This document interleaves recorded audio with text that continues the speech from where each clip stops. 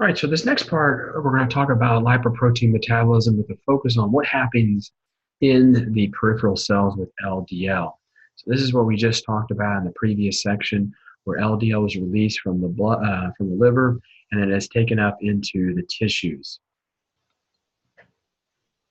So this is the first part. So this is the tissues of the body. It can be anywhere in the body.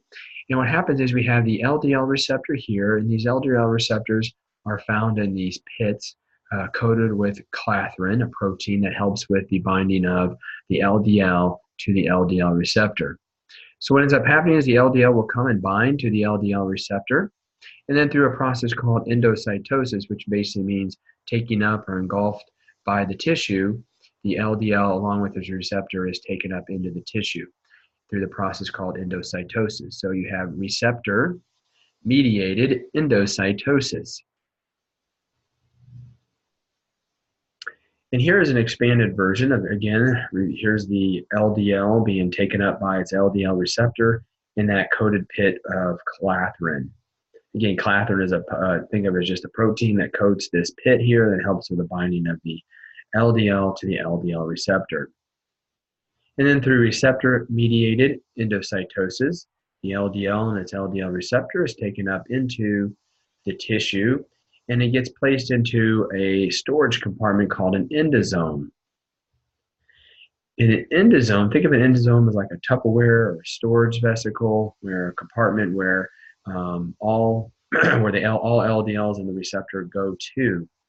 What happens in the endosome is the LDL and the LDL receptor are now separated, and the LDL receptor returns back to the cell membrane where it's used again. What's left now in the endosome is the LDL lipoprotein itself.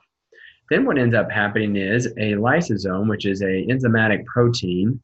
It will come and it starts to break apart the LDL into its pieces. The pieces are amino acids, which are going to be used to make proteins. Fatty acids will be used by the tissues to make for energy. You also have cholesterol ester droplets, which is a storage form of cholesterol. And then also any cholesterol that's not used will be secreted out into the blood to hopefully be later picked up by HDL, while some cholesterol is going to be taken up by the endoplasmic reticulum. So this is really the important part to understand, that LDL actually has a critical role in the health of our body. And by delivering amino acids for protein, fatty acids for energy, cholesterol ester droplets for hormones and cell membrane synthesis, making, and also some extra cholesterol is going to be used to form new LDL receptors. And what happens is that cholesterol is going to be taken up by the endoplasmic reticulum and synthesized into an LDL receptor. And then the LDL receptor will be finalized in the Golgi complex before then making its way back to the cell membrane to be used. The half-life of an LDL receptor is a few days. So this process is how the role of LDL and how it's taken up by the tissue, broken down and used the parts used by the tissue. Any unused cholesterol then is excreted into the blood via exocytosis. And again, these are just the summary of the words that we just talked about. You can find in your notes.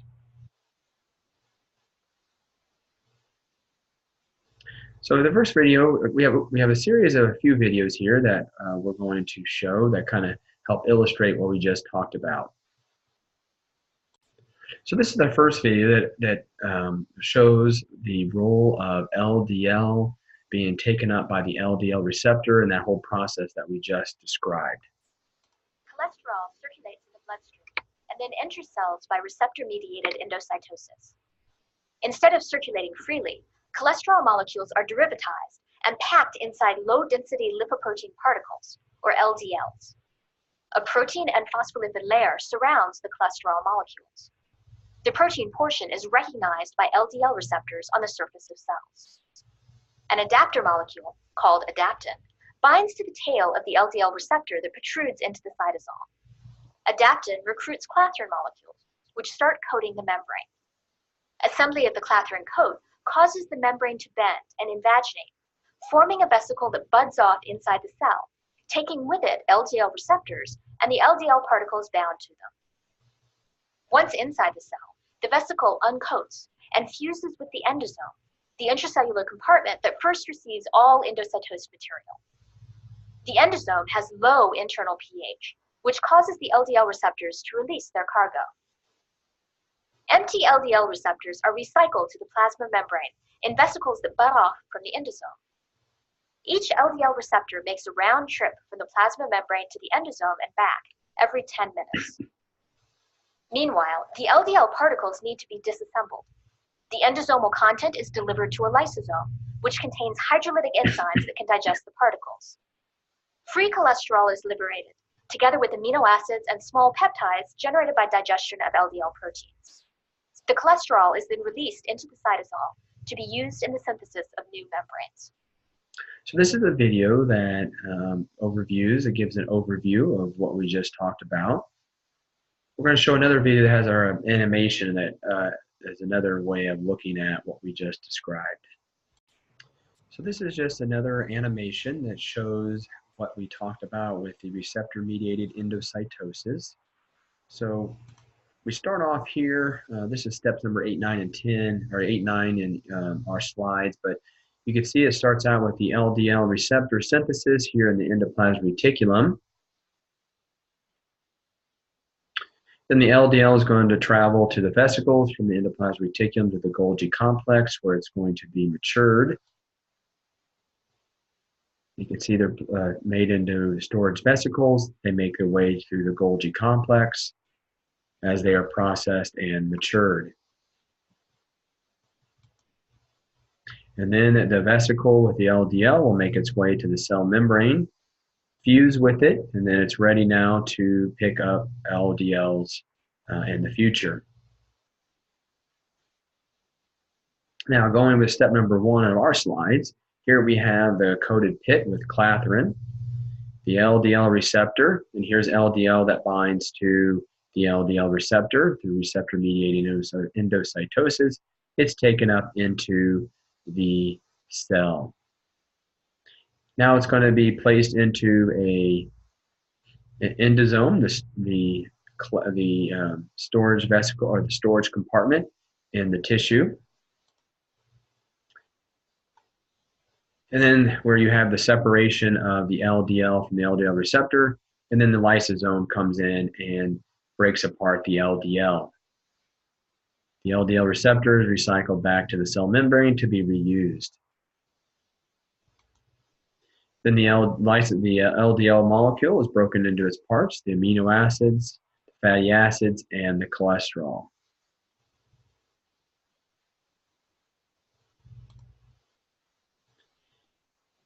And then through a series of steps, the cholesterol is either stored as cholesterol ester droplets or taken into the endoplasmic reticulum to be used for to make new LDL receptors.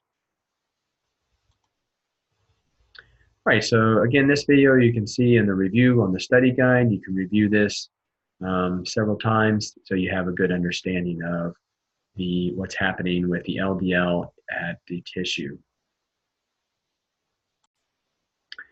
Here's just again under a microscope what it looks like, where we have the initial stages. Here's again the receptor-mediated endocytosis, where it's taken up into the tissue, into the endosome, and then it's going to arrive here at the endosome itself. So this process takes about 6 minutes from the time that the LDL attaches before it finally makes its way into the endosome. And this is just a picture of what it looks like under a microscope. All right, so one last thing we have to have a good understanding is we just touched briefly on the familiar hypercholesterolemia. So just to touch on that again, this is again where the LDL is above range. When you have LDL, it should be below 100, for example. But in this particular case, you can have high amounts of LDL and subsequently high amounts of cholesterol in the body. The reason you have a high amount of LDL and subsequently high amount of cholesterol is because the LDL, there might be some genetic defects in which there are no LDL receptors or the receptor is defective, which means that the LDL is unable to attach to the LDL receptor, and therefore the LDL remains in the blood. raising the LDL levels in the blood. There are some times where there's no receptor or the receptor is without an endocytosis signal, so even if it attaches, it can't be taken up. There's also the adapter protein on LDL receptors defective and cannot bind to the sorting signal, which basically means it cannot bind to the LDL receptor. So here's a video that will give us an idea of a little bit more of this familiar hypercholesterolemia and the binding of the LDL to the LDL receptor. All right, so this video is about familiar hypercholesterolemia, but it gives you just another visual as to the binding of the LDL to the LDL receptor, and then what happens in those genetic defects when the LDL receptor is not present or is not working properly.